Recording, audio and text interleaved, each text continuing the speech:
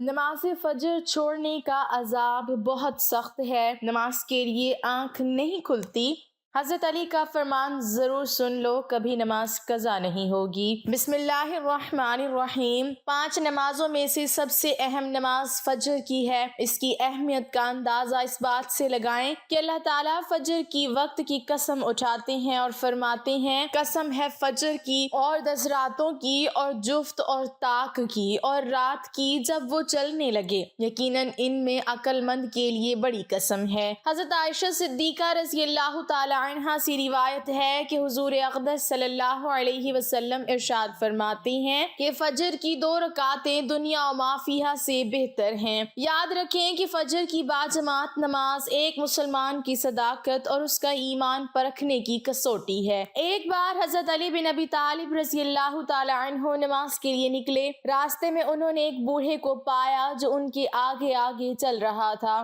آپ رضی اللہ تعالی عنہ اس کے پیچھے پیچھے چلنے لگے اور اس کے بڑھاپے کی تعظیم اور اس کے احترام میں آگے نہیں بڑھے۔ ادھر مسجد میں جماعت کی نماز کھڑی ہو گئی۔ جب نبی کریم صلی اللہ علیہ وسلم رکوع میں گئے تو حضرت جبرائیل علیہ السلام نے آپ صلی اللہ علیہ وسلم کی پشت پر اپنا پر رکھ دیا۔ آپ صلی اللہ علیہ وسلم جب رکوع سے اٹھنے کا ارادہ فرماتے، حضرت جبرائیل علیہ السلام آپ کو روک دیتے، یہاں تک کہ حضرت علی رضی اللہ تعالی عنہ نے آپ صلی اللہ علیہ وسلم کو نماز میں پا لیا، یعنی نماز میں آ کر شریک ہو گئے۔ رافع بن خدیج رضی اللہ تعالی عنہ کہتے ہیں کہ میں نے رسول اللہ صلی اللہ علیہ وسلم کو فرماتے سنا، فجر خوب اجالا کر کے پڑھو کیونکہ اس میں زیادہ ثواب ہے، یعنی اتنا اجالا ہو جانے دو کہ طلوع فجر میں کوئی شک و شبہ باقی نہ رہے، یا یہ حکم ان چاندنی راتوں میں ہے جن میں طلوع فجر واضح نہیں ہوتا۔ شاہ ولی اللہ دہلوی حجت البلاغہ میں لکھتے ہیں کہ یہ خطاب ان لوگوں کو ہے جنہیں جماعت میں کم لوگوں کی حاضری کا خدشہ ہو، یا ایسی بڑی مسجدوں کے لوگوں کو ہے جس میں کمزور اور بچے سبھی جمع ہوتے ہوں، یا اس حدیث کا مفہوم یہ ہے کہ فجر کی نماز خوب لمبی پڑھو تاکہ ختم ہوتے ہوتے خوب اجالا ہو جائے، جیسا کہ حضرت ابو برزہ رضی اللہ تعالی عنہ کی روایت میں ہے کہ آپ فجر کی نماز پڑھ کر لوٹتے تو آدمی اپنے ہم نشیں کو پہچان لیتا۔ حضرت ابو ہریرہ رضی اللہ تعالی عنہ سے حدیث مروی ہے کہ نبی کریم صلی اللہ علیہ وسلم نے ارشاد فرمایا کہ منافقین کے لیے سب سے بھاری عشاء اور فجر کی نماز ہے۔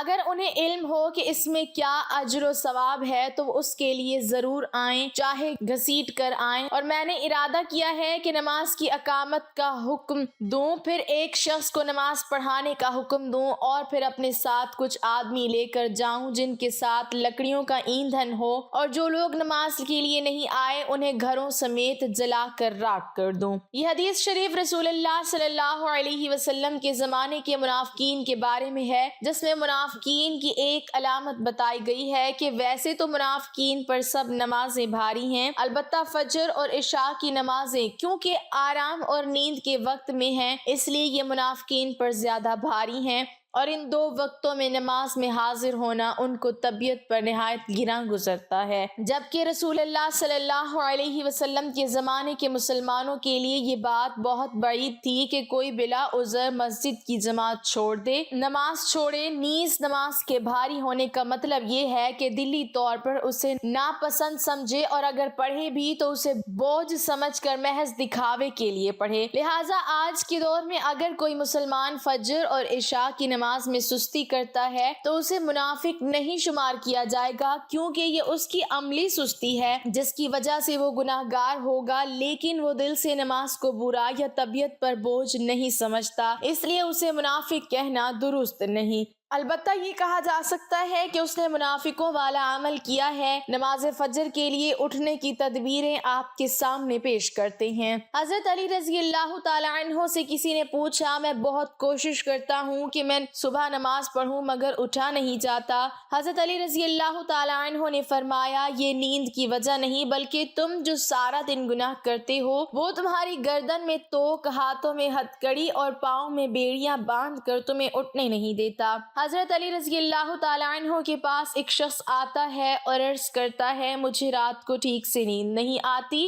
رات کو سو نہیں پاتا اور جب صبح اٹھتا ہوں تو پورے جسم میں درد رہتا ہے اور وہ درد بڑھتا ہی رہتا ہے۔ جب وہ اپنا درد حضرت علی رضی اللہ تعالیٰ عنہ کو بیان کر چکا تو آپ رضی اللہ تعالیٰ عنہ نے اس شخص سے فرمایا، اے شخص، رات کو پانی پیتے ہو؟ پانی پینا بند کر دو، کیونکہ ایسا کرنا صحت کے لیے انتہائی نامناسب ہے، اور رات کو پانی پینے سے جسم میں ایسا درد شروع ہو جاتا ہے، اگر اللہ پاک اسے شفا دینا چاہیں تو دے سکتے ہیں، ورنہ اس کا علاج ممکن نہیں۔ اگر سہولت ہو تو دوپہر کے وقت آرام ضرور کیا کریں، یہ سنت ہے اور اس سے فجر میں اٹھنے میں بڑی مدد ملتی ہے۔ رات کا کھانا جلد کھائیں اور کم کھایا کریں۔ رات کو پانی نہ پئیں، اگر شدید ضرورت ہو تو کم سے کم پانی پئیں۔ رات کو جلد سو جائیں۔ رات کو سونے کے مسنون اعمال کر کے سویا کریں، کسی سے صبح اٹھانے کے لیے کہہ کر سویا کریں، الارم لگا کر سوئیں اور الارم کو اتنا دور رکھیں کہ اسے بند کرنے کے لیے اٹھ کر چل کر جانا پڑے۔ جیسے ہی آنکھ کھلے تو دونوں ہاتھوں سے چہرے کو دیر تک اچھی طرح ملیں، یہ عمل بھی سنت ہے۔ نیند سے بیزاری پر ہمت کر کے فوراً اٹھ کھڑے ہوں، نفس کے اس تقاضے پر عمل نہ کریں کہ ابھی تھوڑی دیر اور آرام کر لیتے ہیں پھر اٹھ جائیں گے کہ اس طرح نماز قضا ہو جاتی ہے۔ اللہ سے مدد مانگتے رہا کریں۔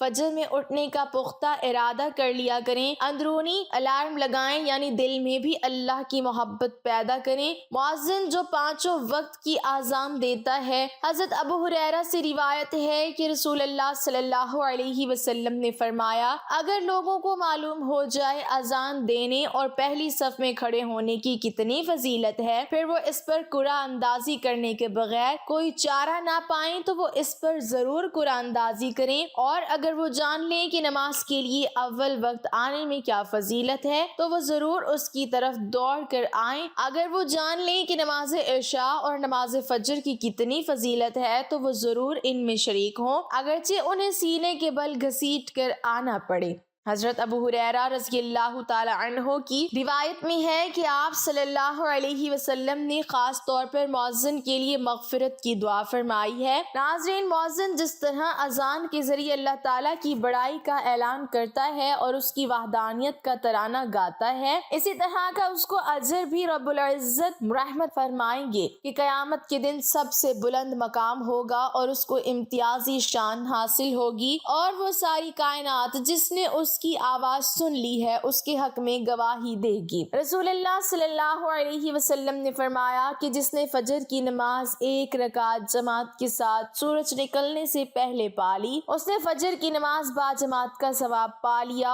اور جس نے عصر کی ایک رکعت جماعت کے ساتھ سورج ڈوبنے سے پہلے پائی، اس نے عصر کی نماز با جماعت کا ثواب پا لیا۔ مسلمان عورتیں رسول اللہ صلی اللہ علیہ وسلم کے ساتھ نماز فجر پڑھنے چادروں میں لپٹ کر آتی تھیں۔ رسول اللہ صلی اللہ علیہ وسلم نے فرمایا کہ رات اور دن میں فرشتوں کی ڈیوٹیاں بدلتی رہتی ہیں، فجر اور عصر کی نمازوں میں ڈیوٹی پر آنے والوں اور رخصت پانے والوں کا اجتماع ہوتا ہے، پھر تمہارے پاس رہنے والے فرشتے جب اوپر چڑھتے ہیں تو اللہ تعالیٰ پوچھتا ہے، حالانکہ وہ ان سے بہت زیادہ اپنے بندوں کے متعلق جانتا ہے، کہ میرے بندوں کو تم نے کس حال میں چھوڑا؟ وہ جواب دیتے ہیں کہ ہم نے جب انہیں چھوڑا تو وہ فجر کی نماز پڑھ رہے تھے، اور جب ان کے پاس گئے تب بھی وہ عصر کی نماز پڑھ رہے تھے۔ صحابہ اکرام رضوان اللہ علیہم اجمعین فرماتے ہیں، ہم نبی صلی اللہ علیہ وسلم کی خدمت میں موجود تھے۔ آپ صلی اللہ علیہ وسلم نے چاند پر ایک نظر ڈالی، پھر فرمایا کہ تم اپنے رب کو آخرت میں اسی طرح دیکھو گے جیسے اس چاند کو اب دیکھ رہے ہو، اس کے دیکھنے میں تم کو کوئی زحمت بھی نہیں ہوگی۔ بس اگر تم ایسا کر سکتے ہو کہ سورج طلوع ہونے سے پہلے والی نماز فجر اور سورج غروب ہونے سے پہلے والی نماز عصر سے تمہیں کوئی چیز روک نہ سکے تو ایسا ضرور کرو۔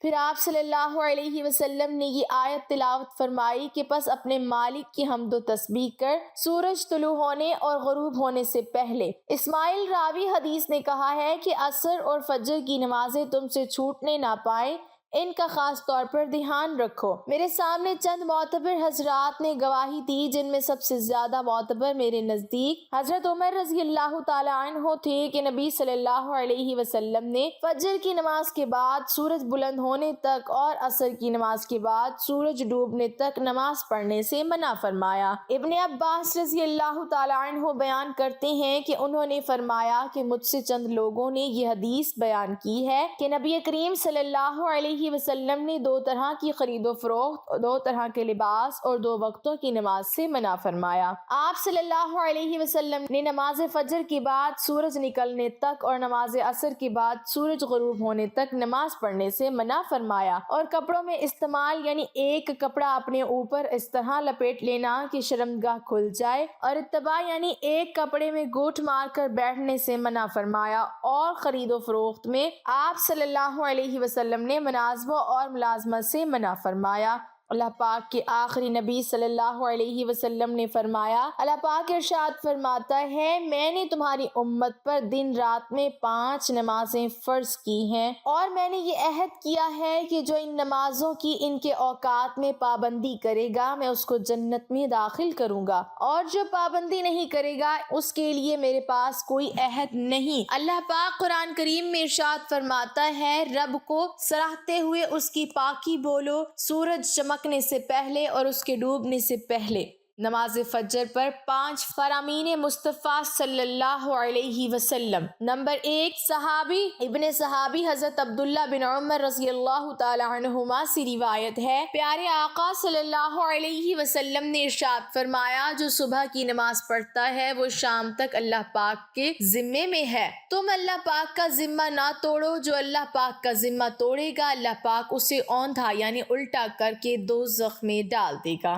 نمبر 2، حضرت سلمان فارسی رضی اللہ تعالی عنہ سے روایت ہے، اللہ پاک کے آخری نبی صلی اللہ علیہ وسلم کا فرمان عبرت نشان ہے، جو صبح کی نماز کو گیا ایمان کے جھنڈے کے ساتھ گیا، اور جو صبح بازار کو گیا ابلیس یعنی شیطان کے جھنڈے کے ساتھ گیا۔ نمبر 3، حضرت عمارہ بن ربیہ رضی اللہ تعالی عنہ فرماتے ہیں، میں نے نبی کریم صلی اللہ علیہ وسلم کو فرماتے سنا، جس نے سورج کے طلوع و غروب ہونے سے پہلے نماز ادا کی یعنی فجر و عصر کی، وہ ہرگز جہنم میں داخل نہ ہوگا۔ نمبر 4، حضرت ابو عبیدہ بن جراح رضی اللہ تعالی عنہ بیان کرتے ہیں، رسول اکرم صلی اللہ علیہ وسلم نے ارشاد فرمایا، جمعے کے دن پڑھی جانے والی نماز باجماعت سے افضل کوئی نماز نہیں ہے۔ میرا گمان یعنی خیال ہے تم میں سے جو اس میں شریک ہوگا اس کے گناہ معاف کر دیے جائیں گے۔ نمبر 5، حضرت انس رضی اللہ تعالی عنہ سے روایت ہے، سرکار مدینہ صلی اللہ علیہ وسلم نے ارشاد فرمایا، جس نے 40 دن فجر و عشاء باجماعت پڑھی اس کو اللہ پاک 2 آزادیاں عطا فرمائے گا، ایک نار یعنی آگ سے، دوسری نفاق یعنی منافقت سے۔ نماز جنت کی چابی ہے۔